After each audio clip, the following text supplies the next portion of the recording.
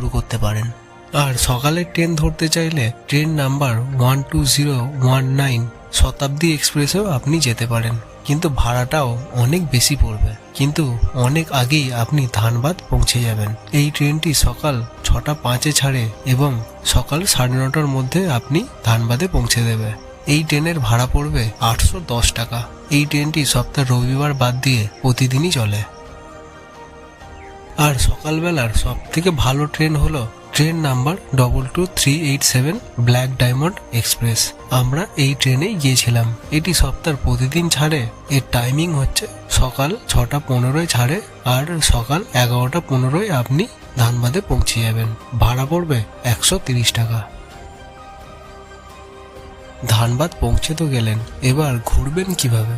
সবার প্রথমে স্টেশনের বাইরে বেরিয়ে গাড়ি খুঁজে নিন। স্টেশনের বাইরে অটো স্ট্যান্ড এবং ট্যাক্সি স্ট্যান্ড পেয়ে